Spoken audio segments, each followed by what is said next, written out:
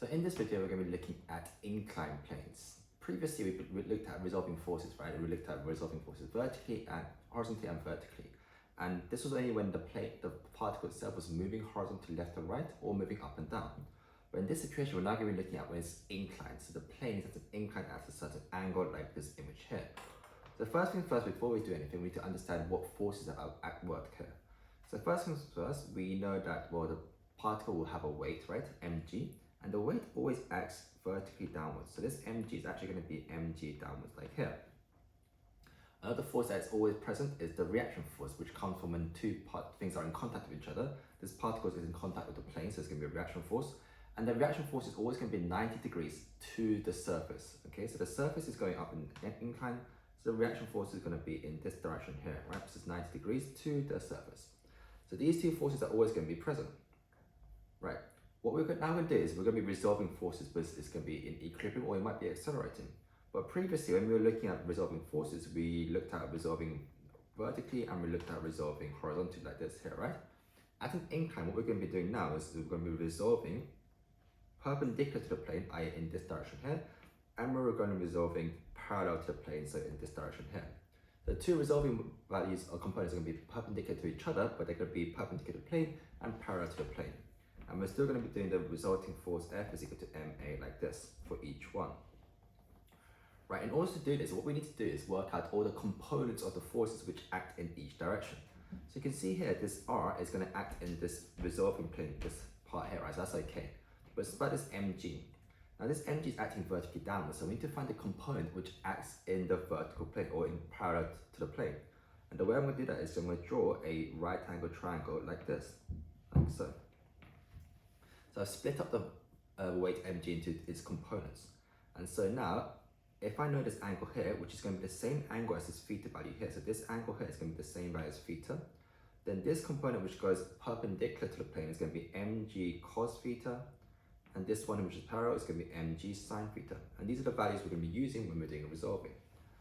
So now, if I was to resolve now perpendicular to the plane, then we're going to have this r value going upwards, so it's going to be positive r, minus the mg cos theta going downwards, and that's going to be equal to ma like so.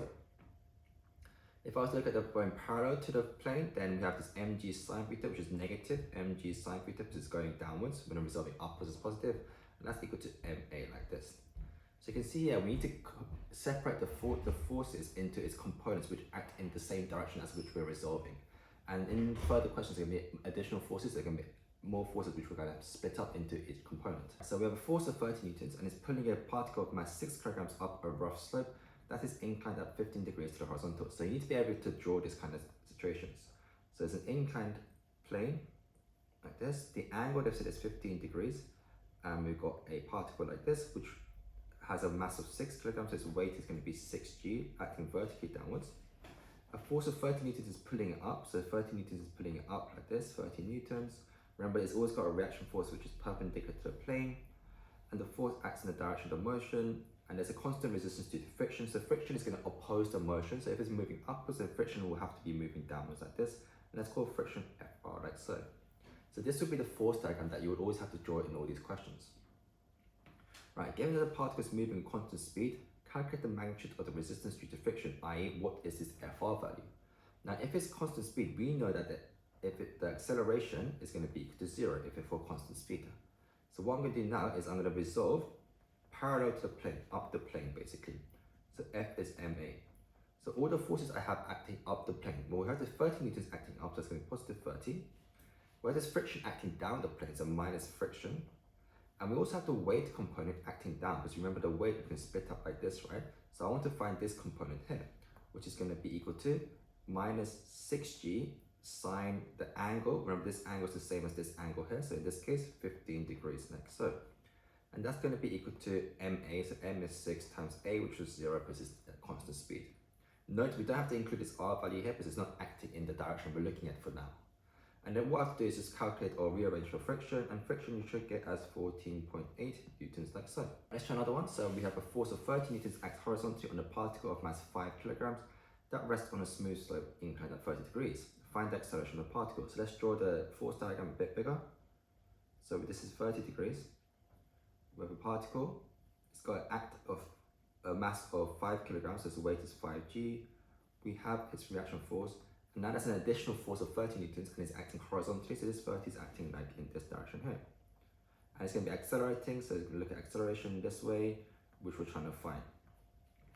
So same thing, I'm going to be resolving in the direction up the plane like this, F is ma, and looking at all the forces which are acting in that direction.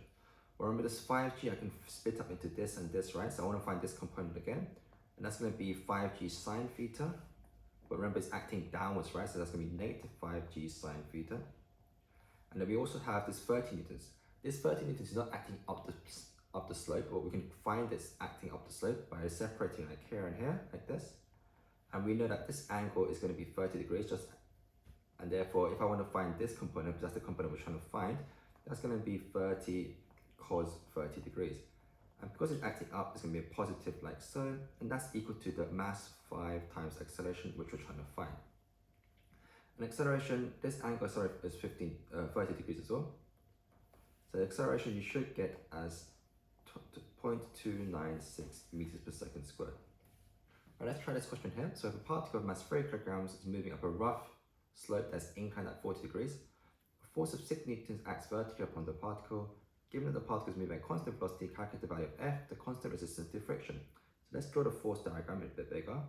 So if a particle, its mass is 3 kilograms, its weight is 3g, this is 40 degrees, we have its reaction force like here, and we have a vertical force of 6 newtons like this.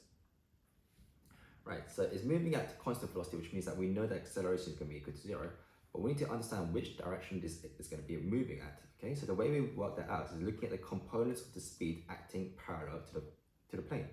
So we can split this 6 newtons up into this force and this force here, and therefore this angle being the same 40 degrees, then this angle, this component is 6 sine 40 like so. Same thing with the mass, the weight I mean, so this is going to be 3g sine 40. So now we just compare which one is bigger. Well, this 3g sine 40 is bigger than the 6 sine 40, which means that the particle is actually going to be moving down the slope because that's the bigger component, right? So therefore it's going to be accelerating down with the value of 0. So now if it's moving down the slope, then we can include the friction, because the friction is going to be opposing the movement. So friction is actually going to be trying to push it back up or pull it back up like here. Let's call this Fr. Now we've drawn all the forces, we can resolve. Okay, so I'm not going to resolve down the slope, taking down as positive because it's moving downwards. F is ma. So we have this 3g sine 40 minus the 6 sine 40 minus the friction is equal to m, which is 3 times this acceleration, which is 0 like this. And if you work this out, friction will give you 11.7 newtons.